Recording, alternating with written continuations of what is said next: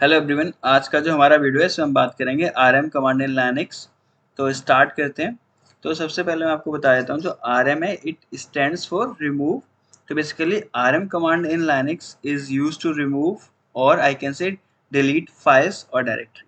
यानी कि आप आरएम कमांड का यूज करके फाइल्स एंड डायरेक्टरी दोनों को डिलीट कर सकते हैं, जबकि आपका RMDIR जो कमांड था वो ओनली डायरेक्टरीज को रिमूव करता था और एम्प्टी डायरेक्टरीज को, राइट। तो यहाँ पर हम इस कमांड का यूज़ करके यानी कि RM कमांड का यूज़ करके फाइल्स एंड डायरेक्टरीज को दोनों को डिलीट कर सकते हैं। एंड ये फाइल्स एंड डायरेक्टरीज को परमानेंटली डिलीट करता है, यानी कि आपके रिसाइकल बिन में नहीं जाती हैं।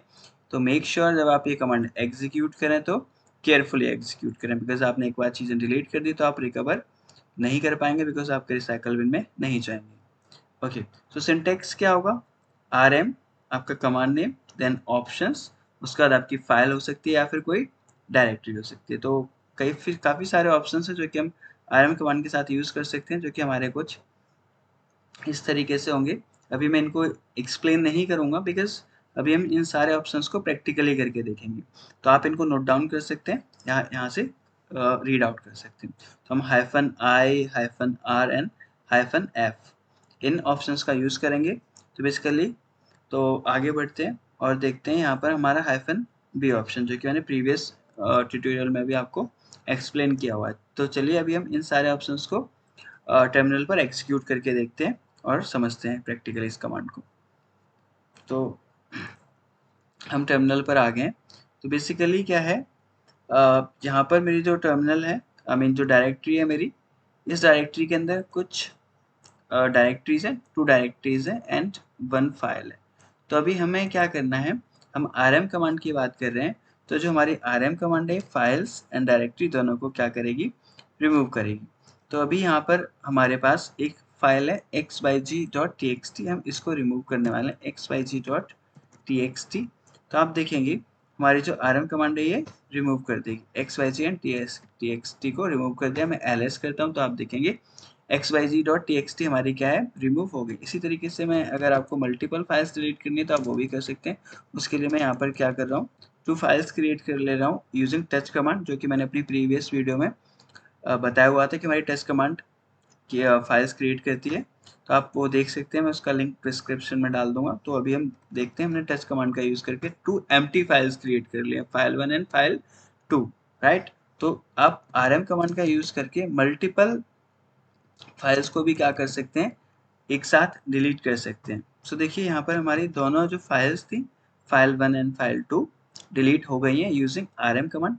इसी तरीके से आप किसी डायरेक्टरी को रिमूव करना चाहते हैं तो आप वो भी कर पाएंगे। तो मैं आपको बता देता हूँ, अभी देखते हैं पहले डायरेक्टरी 2 के अंदर कंटेंट क्या है। तो मैं ls कमांड का यूज़ करके इसका कंटेंट देख रहा हूँ। तो डायरेक्टरी 2 के अंदर एक फोल्डर है डायरेक्टरी 1 और आई कैन से एक डायरेक्टरी है।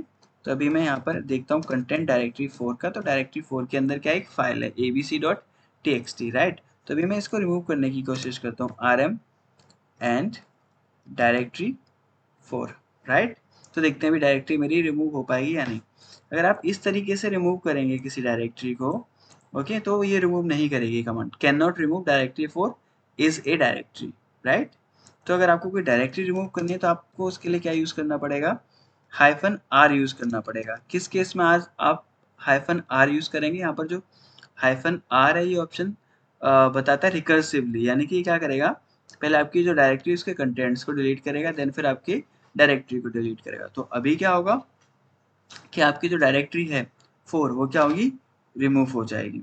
एंटर करता हूँ मैं, ls करता हूँ तो आप देखेंगे डायरेक्टरी 4 जो है वो रिमूव हो चुकी है, राइट। अगर कोई एम्प्टी डायरेक्टरी, मैं एक एम्प्टी डायरेक्टरी बना देता हूँ mkdir और यहाँ पे डायरेक्टरी बनाता हूँ माई डायरेक्टरी, ओके। तो डायरेक्टरी क्रिएट हो गई है मेरी माई डायरेक्टरी, जो कि एक एम्प्टी डायरेक्टरी है। अगर मैं एम्प्टी डायरेक्टरी को आरएम कमांड का यूज़ करके डिलीट करूँगा तो वो कैसे होगी, देखिए फिलहाल तो मैं आपको दिखाता हूँ क्या होगा। सी अभी भी क्या कह रहा है वो कि आप इसको रिमूव नहीं कर सकता माई डायरेक्टरी को, बिकॉज ये एक डायरेक्टरी है, राइट।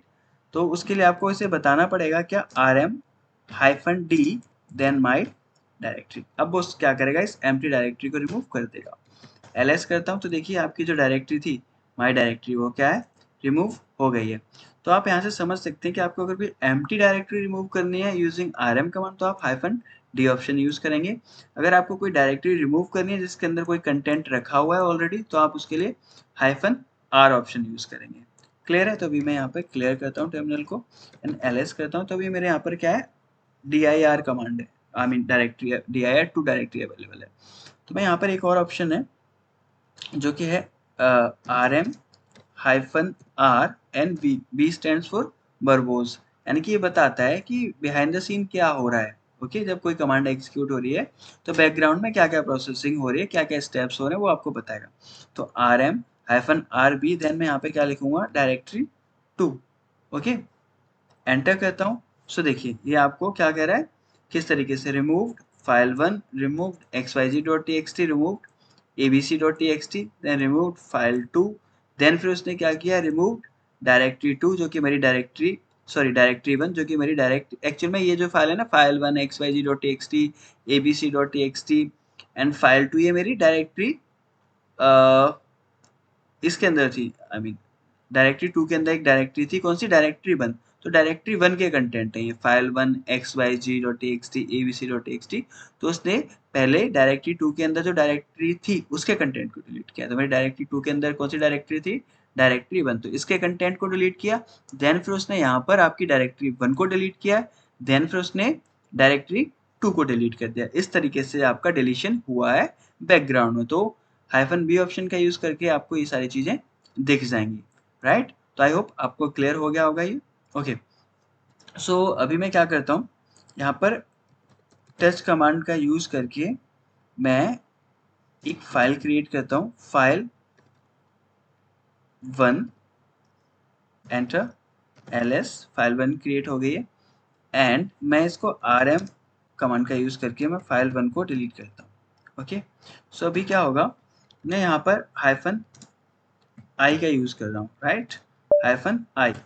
सो देखिए -i क्या मतलब है, इंटरेक्टिवली, यानी कि किसी भी फाइल को डिलीट करने से पहले वो आपसे पूछेगा कि रिमूव रेगुलर एम्प्टी फाइल, तो आपको यहाँ पर यस लिख देना है, एंटर करेंगे, देन ls करेंगे। तो देखिए यहाँ पर आपकी जो फाइल 1 थी वो क्या हो गई है, डिलीट हो गई है। सो i स्टैंड्स फॉर इंटरेक्टिवली, तो आपसे ये पूछेगा डिलीशन ऑपरेशन परफॉर्म करने से पहले कि आप डिलीट करना चाहते हैं या नहीं। तो इसी तरीके से मैं अगर यहाँ पर rm लिखूँ एंड अब यहाँ पर file1 लिखूँ, राइट, और मैं एंटर करूं तो देखिए क्या बोल रहा है, नो सच फाइल और डायरेक्टरी, कि ऐसी कोई भी फाइल और डायरेक्टरी नहीं है। अगर मुझे ये कोई भी मैसेज वार्निंग सप्रेस करनी है, मैं नहीं चाहता इस तरीके से कोई मैसेज आए, तो आप -f ऑप्शन यूज करेंगे। f स्टैंड्स फॉर फोर्सफुली, तो ये क्या करेगा, फोर्सफुली रिमूव कर देगा, कोई भी मैसेज आपको नहीं मिलेगा। वैसे तो एक्चुअल में ये फाइल थी नहीं हमारे पास, राइट, बट जब मैंने यहाँ पर इसको इस तरीके से रिमूव करना चाहा तो मुझे एक मैसेज डिस्प्ले हुआ। तो मैंने यहाँ पर आपको जस्ट शो किया है कि जब आप -f ऑप्शन यूज करते हो तो आपको इस तरीके ये क्या करता है, फोर्सफुली डिलीट कर देता है, आपको कोई भी मैसेज नहीं देता। तो इस तरीके से अगर आप कोई राइट प्रोटेक्टेड फाइल भी डिलीट करना चाहते हैं या फोल्डर, तो उसको भी ये क्या करेगा, फोर्सफुली आप उसको -f ऑप्शन का यूज करके फोर्सफुली डिलीट कर सकते हैं। तो ये थी हमारी rm कमांड। आई होप आप लोगों को समझ में आई होगी, क्लियर होगी होंगी चीज़ें। अगर कोई डाउट है तो आप कमेंट सेक्शन में जाके कमेंट करके पूछ सकते हैं। और अगर वीडियो अच्छा लगता है तो please like share and subscribe my channel. Next video में मिलेंगे, तब तक के लिए बाय बाय।